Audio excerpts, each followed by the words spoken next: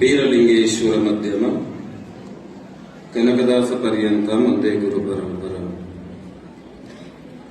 ಪ್ರಥಮವಾಗಿ ಜಗದಾದಿ ಜಗದ್ಗುರು ಶ್ರೀ ರೇವಣ ಸಿದ್ದೇಶ್ವರರಲ್ಲಿ ಕುಲದೇವರಾದ ಬೀರಲಿಂಗೆ ಸಾನ್ನಿಧ್ಯ ವಹಿಸಿರ್ತಕ್ಕಂಥ ಚಿನ್ಮಯಾನಂದ ಸ್ವಾಮೀಜಿಯವರಲ್ಲಿ ಅಭಿವಂದಿಸಿ ಈ ಕಾರ್ಯಕ್ರಮವನ್ನು ಅತ್ಯಂತ ತುಂಬುರದಿಂದ ಉದ್ಘಾಟನೆ ಮಾಡಿರ್ತಕ್ಕಂಥ ಬಾದಾಮಿ ಕ್ಷೇತ್ರದ ಜನಪ್ರಿಯ ಶಾಸಕರಾದಂತಹ ಭೀಮಸೇನ ಚಿಮ್ಮನಕಟ್ಟಿಯವರೇ, ಅಧ್ಯಕ್ಷತೆಯನ್ನು ವಹಿಸಿರ್ತಕ್ಕಂಥ ಉಮೇಶ್ ಮೇಟಿ ಅವರೇ, ಮುಖ್ಯ ಅತಿಥಿಗಳಾಗಿ ಆಗಮಿಸಿರ್ತಕ್ಕಂಥ ಆತ್ಮೀಯರು ಆದಂತಹ ದೊಡ್ಡನಗೌಡರ ಪಾಟೀಲ್ರವರೇ, ಎಚ್.ಡಿ. ಪಾಟೀಲ್ರವರೇ, ಚಂದ್ರಶೇಖರ್ ನುಕ್ಲಿ ಅವರೇ, ಗರುವರವರೇ, ಗಂಟಿಯವರೇ, ವೇದಿಕೆ ಮೇಲೆ ಆಸೀನರಾಗಿರ್ತಕ್ಕಂಥ ಎಲ್ಲ ಆತ್ಮೀಯ ಬಂಧುಗಳೇ, ಇಲ್ಲಿ ನಡೆದಿರ್ತಕ್ಕಂಥ ಸಮಸ್ತ ಆತ್ಮೀಯ ಬಂಧುಗಳು, ಬಹಳ ಸಮಯ ಆಗಿದೆ.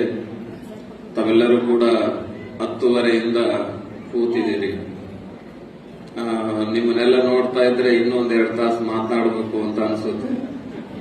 ನಿಮ್ಮ ಸಹನೆಯನ್ನ ಪರೀಕ್ಷೆ ಮಾಡಕ್ ಹೋಗೋದಿಲ್ಲ. ಯಾಕಂದ್ರೆ ನಮ್ಮಲ್ಲಿ ಅಂತಂದೇಳಿ ಕೊಡಗು ಅಂತ ಒಂದು ಬ್ರಾಕೆಟ್ ಹಾಕೊಂಡಿದ್ದಾರೆ. ನಮ್ಮ ಕೇಂದ್ರ ಸರ್ಕಾರಕ್ಕೆ ನಮ್ಮ ಬೇಡಿಕೆ ಏನಂತಂದ್ರೆ, ನಾವು ಹೊಸದಾಗಿ ಎಸ್ಟಿ ಕೇಳ್ತಾ ಇಲ್ಲ.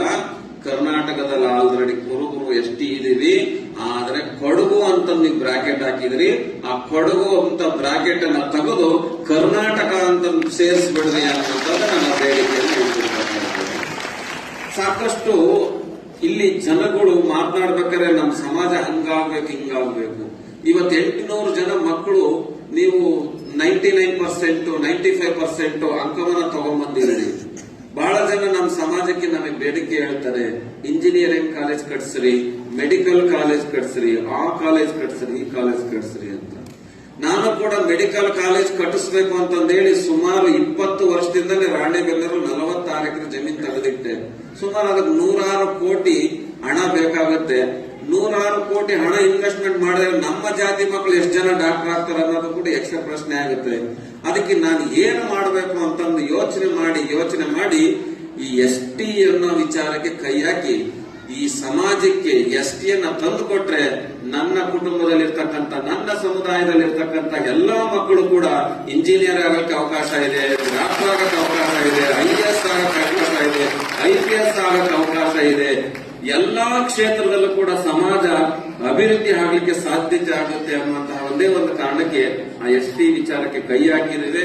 ಅದು ನಮ್ಮ ಹೋರಾಟಕ್ಕೆ ಇವತ್ತು ದೆಹಲಿಯ ಸಂಸತ್ ಭವನದಲ್ಲಿದೆ. ನಮ್ಮ ದೊಡ್ಡನಗೌಡರು ಪಾಟೀಲ್ರವರು, ಡಾಕ್ಟರ್ ನಾಗರಾಜ್ ಅವರು, ವಿರೂಪಾಕ್ಷಪ್ಪನವರು, ಮತ್ತೆ ರಘುನಾಥ್ ಮಲ್ಕಾಪುರೆ, ಬಂಡಪ್ಪ ಕಾಶಂಪೂರು, ಎಚ್.ಎಂ. ರೇವಣ್ಣ, ಇವೆಲ್ಲರ ಪ್ರಯತ್ನ, ನಿರಂತರ ಪ್ರಯತ್ನ 2021ರಿಂದನೂ ಕೂಡ ಈ ಕ್ಷಣದವರು ಕೂಡ ಆ ವಿಚಾರದ ಬಗ್ಗೆ ನಾವು ವಿರಮಿಸಿಲ್ಲ. ನಿರಂತರವಾದಂತಹ ಪ್ರಯತ್ನವನ್ನ ಮಾಡ್ತಾ ಇದ್ದೀವಿ. ಅದು ಫಲಾಫಲ ಭಗವಂತನೇ ಬಿಟ್ಟಿದ್ದು. ಆದ್ರೆ ಕನಕ ಗುರುಪೀಠ ಯಾವತ್ತೂ ಕೂಡ ಅದರ ಪ್ರಯತ್ನವನ್ನ ಬಿಟ್ಟಿಲ್ಲ. ಎಲ್ಲಿ ತನಕ ಅಂತಂದ್ರೆ, ನೀವು ಕೊಟ್ಟಾದ್ರೂ ಕೊಡ್ರಿ, ಇಲ್ಲಾಂದ್ರೆ ಕೊಡಕ್ಕಾಗಲ್ಲಾದ್ರೂ ಹೇಳ್ರಿ.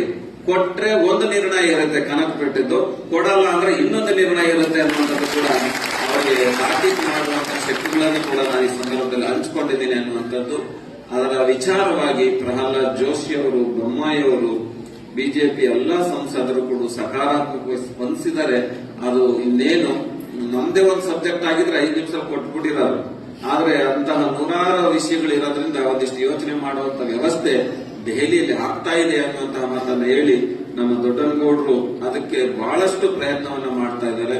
ಅದರ ಜೊತೆಗೆ ನಮ್ಮ ಮೇಟಿಯವರು, ಚಿಮ್ಮನಕಟ್ಟಿಯವರು ಕೂಡ ಸಕಾರಾತ್ಮಕವಾಗಿ ಅವರಿಗೆ ಕೈ ಜೋಡಿಸಿದ್ರೆ, ಇನ್ನು ನಮ್ಮ ಶಕ್ತಿ ಇತ್ತೀಚೆಗೆ ನಮ್ಮ ಸಿದ್ದರಾಮಯ್ಯನವರು ಕೂಡ ಅದಕ್ಕೆ ಪೂರಕವಾಗಿ ಇರ್ತಕ್ಕಂಥ ಸ್ಪಂದನೆ.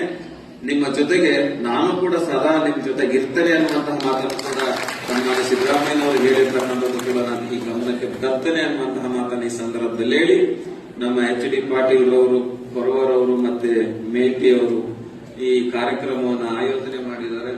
ಒಟ್ಟಾರೆ ಒಂದು ಅದ್ಭುತವಾದಂತಹ ಕಾರ್ಯಕ್ರಮ. ಬಾಗಲಕೋಟೆ ಸಮಾಜದ ಬಂಧುಗಳಿಗೆ ಒಂದು ಮನವಿಯನ್ನು ಮಾಡಿಕೊಳ್ತೇನೆ. ಕಾರ್ಯಕ್ರಮ ಮಾಡೋದ್ರಿಂದ ಸಮಾಜ ಸಂಘಟನೆ ಆಗಬೇಕೆ ಹೊರತು ಕಾರ್ಯಕ್ರಮ ಮಾಡೋದ್ರಿಂದ ಸಮಾಜ ವಿಘಟನೆ ಆಗಬಾರದು ಅನ್ನುವಂಥದ್ದು ನಮ್ಮ ಮನವಿ ಇರ್ತಕ್ಕಂಥದ್ದು. ಹಾಗಾಗಿ ಯಾವುದೇ ಒಂದು ಕಾರ್ಯಕ್ರಮ ಆಯ್ತು ಅಂದ್ರೆ ಅದಕ್ಕೊಂದು ಬಲವಾದಂತಹ ಸಂಘಟನೆ ಇಲ್ಲದ್ರೆ ಇಷ್ಟೊಂದು ಜನ ಬರಕ್ಕಾಗೋದಿಲ್ಲ. ನಿಮ್ಮಲ್ಲಿ ಸಂಘಟನೆ ಇದೆ, ಅದು ಸಕಾರಾತ್ಮಕವಾಗಿ ಕೆಲಸವನ್ನ ಮಾಡುವಂತ ಕೆಲಸವನ್ನ ಮಾಡಬೇಕು. ಹೀಗೆ ಅಕ್ಬರ್ ಬೀರಬಲ್ಲನ ಆಸ್ಥಾನದಲ್ಲಿ